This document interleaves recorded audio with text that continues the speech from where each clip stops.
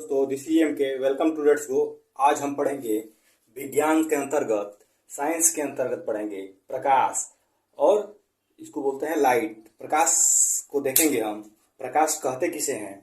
आइए हम जानते हैं इसके विषय में। Please like and subscribe. आइए जानते हैं दोस्तों, लगे वीडियो प्रकाश बहुत ही महत्वपूर्ण सब्सक्राइब क्षेत्र करें है दोस्तों। प्रतियोगी परीक्षाओं के लिए। ये कक्षा 10 का अध्याय 10 है, NCERT बेस्ड प्रश्न आपको यहाँ से महत्वपूर्ण बताऊंगा। तो प्रकाश के विषय में जानते हैं कि प्रकाश कहते किसे हैं, ये भी तो जानना जरूरी है। तो हमारे चारों तरफ दोस्तों अनेक प्रकार की वस्तुएं हैं, है ना। आप लोग हर वस्तु को कैसे देख पाते हैं? चूंकि दिन है तो देख लेते हैं, रात में क्यों नहीं देख पाते हैं? तो प्रकाश के कारण ही हम किसी वस्तु को देख पाते हैं। ठीक है दोस्तों, अंधेरे कमरे में, ठीक है, हम किसी भी देखने में असमर्थ होते हैं वस्तु को। अंधेरा कमरा रहता है या रात के समय में कह लीजिए, या अंधेरे कमरा कह लीजिए, हम वस्तु को नहीं देख पाते हैं। वह प्रकाश ही एक माध्यम है जिससे वस्तुओं को हम देख पाते हैं। सूर्य का प्रकाश किसी वस्तु पर पड़ता है, उस वस्तु से परावर्तित होकर के हमारे आंखों पर वह प्रकाश पड़ता है, तब हमको वह वस्तु दिखाई देती है। उसी माध्यम को हम प्रकाश कहते हैं, जिससे कि हमको कोई वस्तु दिखाई देती है दोस्तों।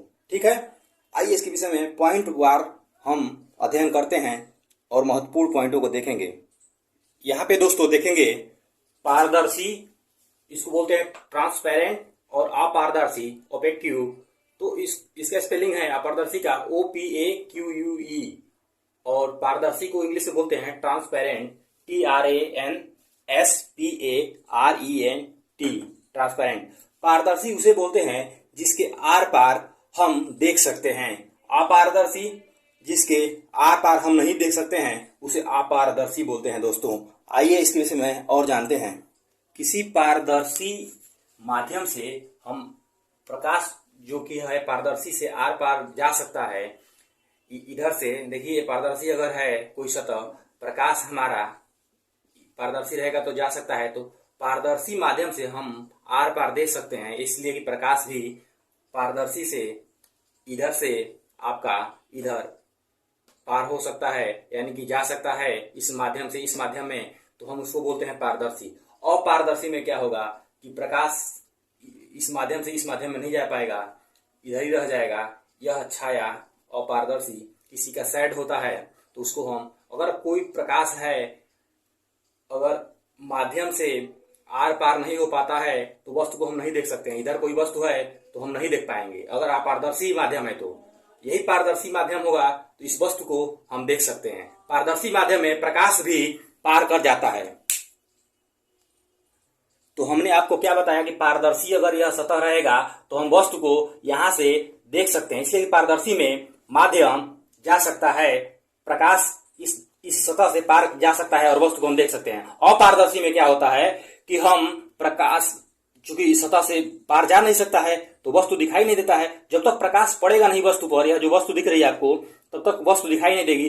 तो पारदर्शी माध्यम वह होता है कि हम प्रकाश को एक माध्यम से दूसरे माध्यम में मतलब स्थानांतरित होता है और वस्तु दिखाई देती है। तो पारदर्शी दोस्तों, ट्रांसपेरेंट उसको बोलते हैं कि हमको इस पार से उस पार वस्तुएं दिखाई दे, यानी कि हमको वस्तुएं स्पष्ट रूप से दिखाई दे, उस माध्यम को पारदर्शी बोलते हैं। पारदर्शी वस्तुओं में जैसे कि कांच हो गया आपका, कांच का कोई भी चीज रहेगा पारदर्शी में आएगा। अपारदर्शी में देख लेंगे तो यहाँ पे लकड़ी हो गया, पत्थर हो गया, लकड़ी, पत्थर, या कोई भी अपारदर्शी वस्तु जिसके आर पार हम नहीं देख सकते हैं, वह उसका उदाहरण होगा अपारदर्शी का। ठीक है दोस्तों, आइए आगे देखते हैं। तो हमने देखा कि हम किसी पारदर्शी माध्यम के आर पार देख सकते हैं, और यह क्या होता है, प्रकाश इसमें पार हो जाता है, यानी कि ट्रांसमिटेड। पार होना का क्या क्या इंग्लिश होता है, ट्रांसमिटेड। प्रकाश ट्रांसमिटेड हो जाता है, यानी कि पार हो जाता है और हम वस्तु को देख सकते हैं दोस्तों। यानी कि पारदर्शी माध्यम में प्रकाश पार हो जाता है और प्रकाश इसमें से पार हो जाता है, इसलिए हम वस्तु को देख पाते हैं। अपारदर्शी माध्यम में प्रकाश पार नहीं हो पाता है, एक सतह के आर पार नहीं हो पाता है, और प्रकाश जब पहुंचेगा नहीं इस वस्तु तक तो हम इस वस्तु को देख कैसे सकते हैं। अंधेरे कमरे में जब प्रकाश हम लाइट जलाते हैं स्विच से तो वस्तुएं दिखने लगती हैं, तुरंत वस्तु दिखती है। अंधेरा कमरा है, कुछ नहीं दिखेगा, जस्ट लाइट आएगी, आपका लाइट कटी है, लाइट आ गई, सारी वस्तुएं दिखने लगती हैं। तो ये होता है आपका प्रकाश, उसी को बोलते हैं, इसकी माध्यम होता है वस्तुओं को आंखों तक पहुंचाने में जो वस्तु टकराती है, प्रकाश आता है, वस्तु से टकराता है और वह प्रकाश आंखों पर पड़ता है और हमें वस्तु दिखाई देती है। ठीक है दोस्तों, आइए आगे देखते हैं। देखेंगे प्रकाश का परावर्तन। प्रकाश का परावर्तन क्या होता है दोस्तों? बहुत ही महत्वपूर्ण है प्रकाश का परावर्तन, यानी कि परावर्तन यानी कि लौटना। ठीक है, तो कोई उच्च कोटि की पालिश किया हुआ वस्तु है, जैसे कि यह कोई वस्तु है। ठीक है दोस्तों, इस पे पालिश किया गया है। ठीक है, पालिश कहाँ किया गया है? इस साइड में किया गया है, जो डैश डैश है पालिश किया गया है। तो इस वस्तु से प्रकाश आती है और टकरा करके वापिस को, देखिए यहाँ से तीर इधर से आ रही है, यहाँ से जा रही है। प्रकाश आती है और यहाँ से टकरा करके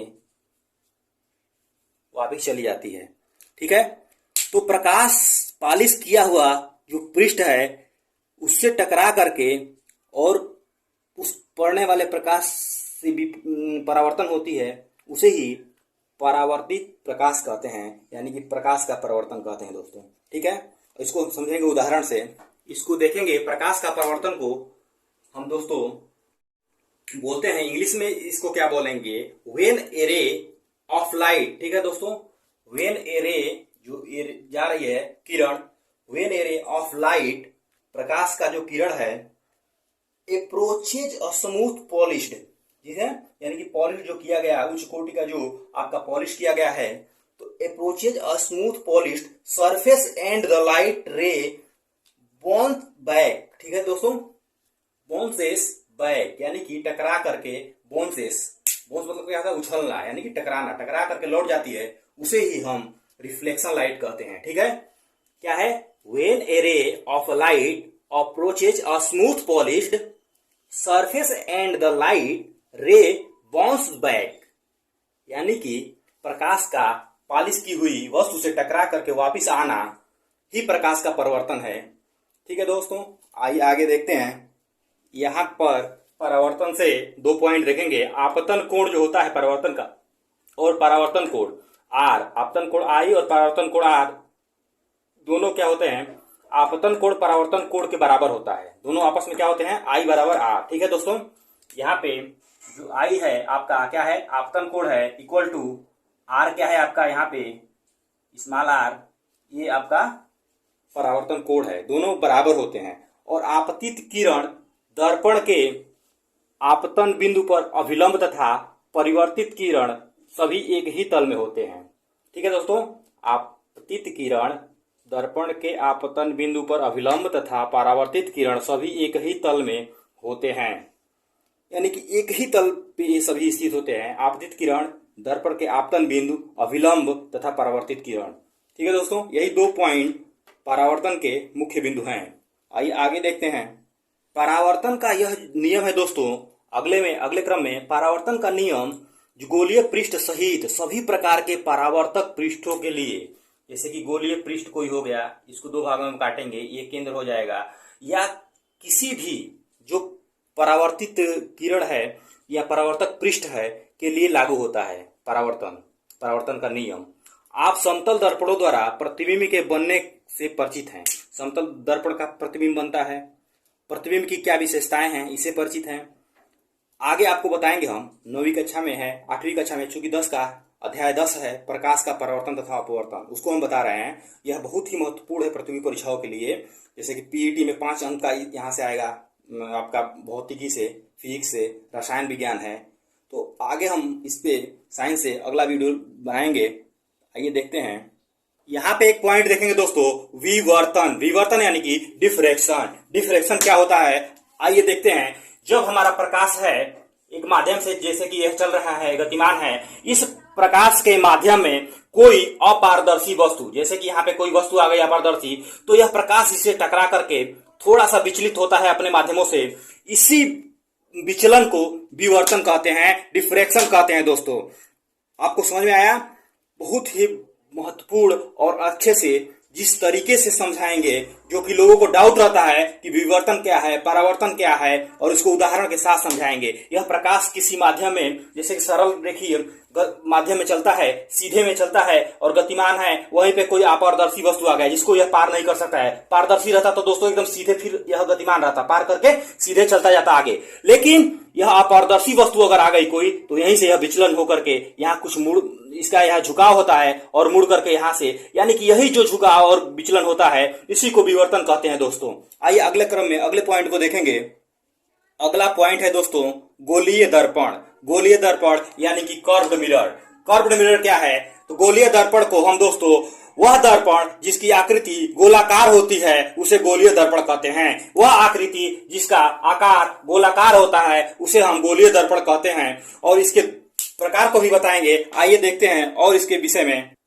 इसको हम कह सकते हैं कि वह आकृति जो बाहर के तरफ या अंदर के तरफ वक्रित हो उसे भी गोलीय दर्पण कह सकते हैं।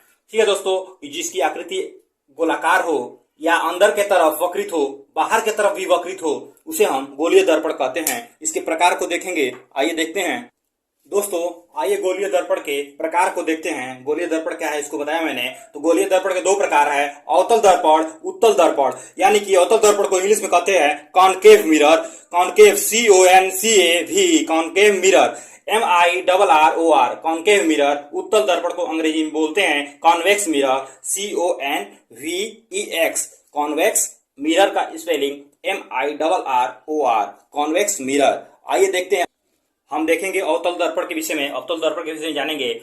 ऐसा दर्पण दोस्तों, ऐसा दर्पण जिसमें प्रकाश का परावर्तन दर्पण के अंदर से होता है उसे अवतल दर्पण कहते हैं। यानी कि कह सकते हैं कि अवतल दर्पण प्रकाश के अंदर की ओर प्रकाश को प्रतिबिंबित करता है, उसे ही अवतल दर्पण बोलते हैं। और अवतल दर्पण में प्रतिबिंब वास्तविक एवं उल्टा बनता है।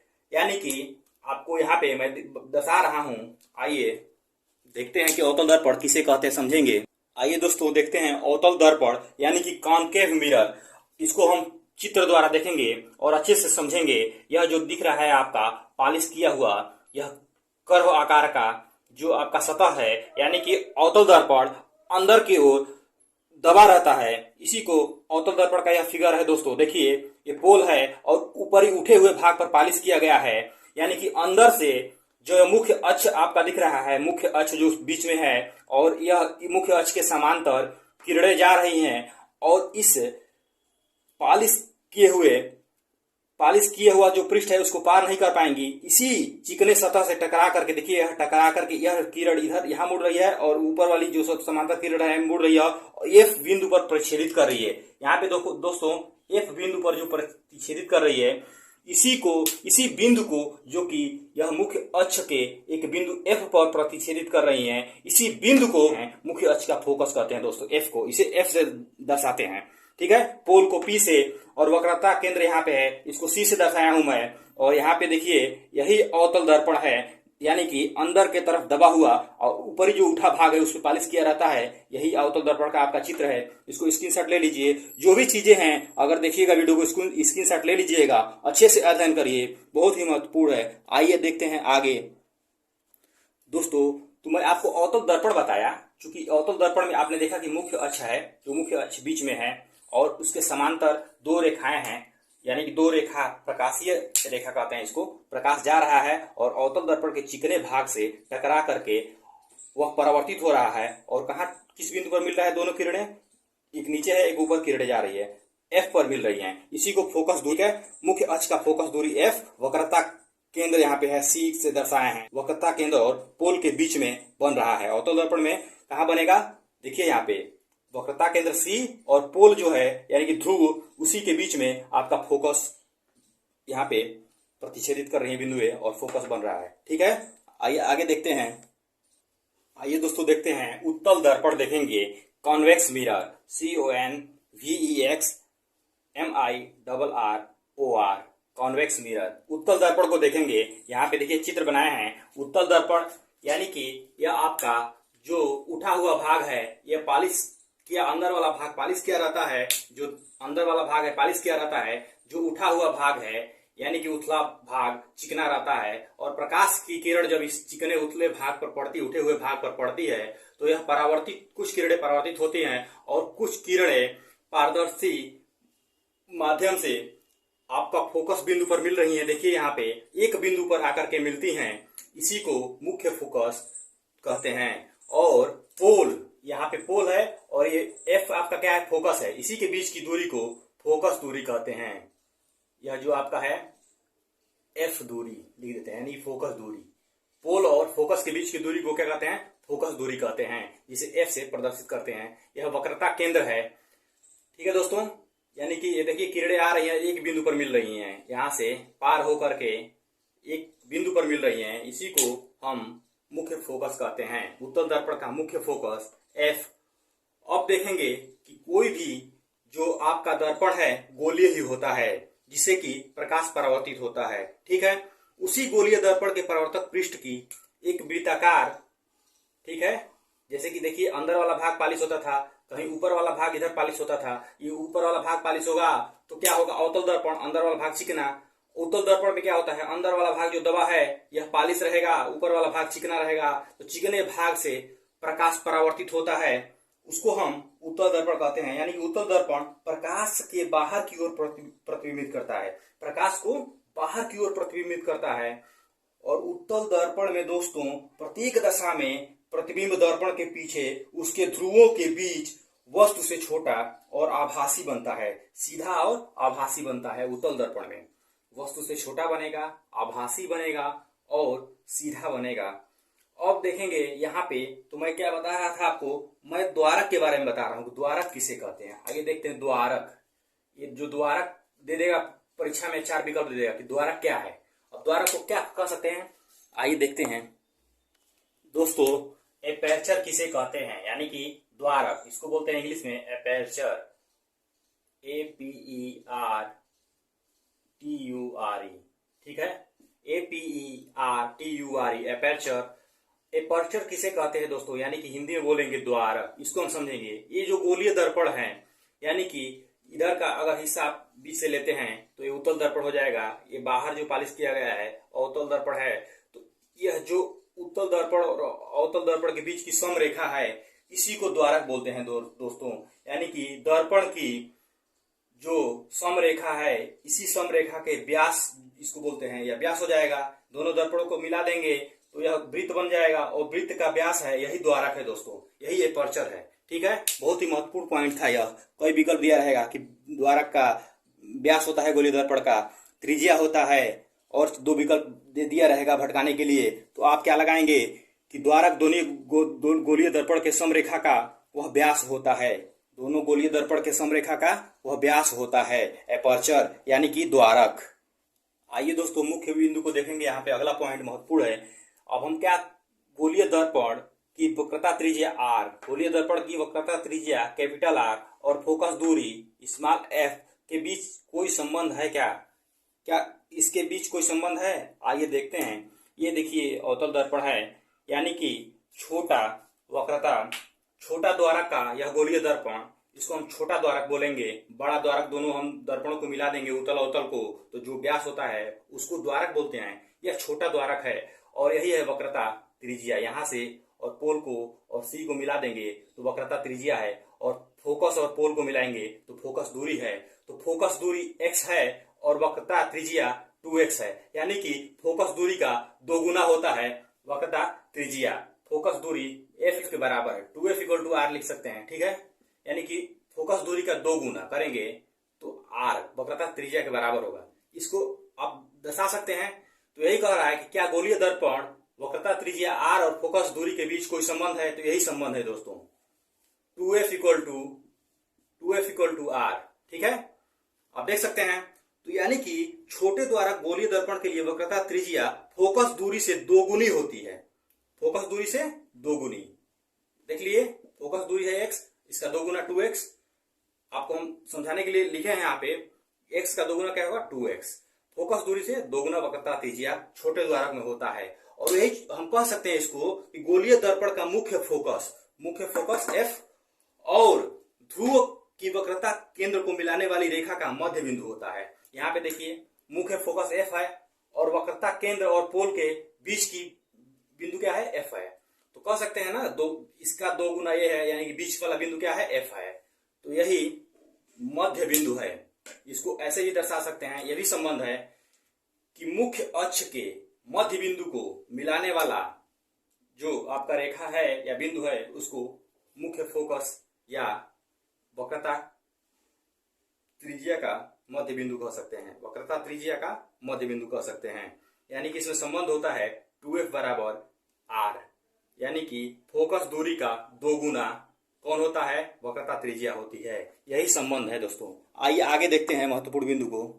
अगला है मुख्य बिंदु हमारा, यहीं से प्रश्न पूछा जाता है, बहुत पूछा जाता है प्रश्न यहाँ से। रेलवे, एनटीपीसी या अन्य प्रतियोगी परीक्षाओं में अवतल एवं उत्तल दर्पणों द्वारा बने प्रतिबिंब कैसा होता है जब वस्तु अनंत पर है, जब वस्तु अनंत और सेंटर के बीच में है। 6 इसका होता है दोस्तों, 6 मुख्य पॉइंट होता है इसका कि जैसे कि देखिए, जब वस्तु सेंटर और फोकस के मध्य में है, जब वस्तु फोकस पे है, और जब वस्तु फोकस और पोल के बीच में है, यानी कि ध्रुव के बीच में है। तो इसको हम अगले वीडियो में देखेंगे।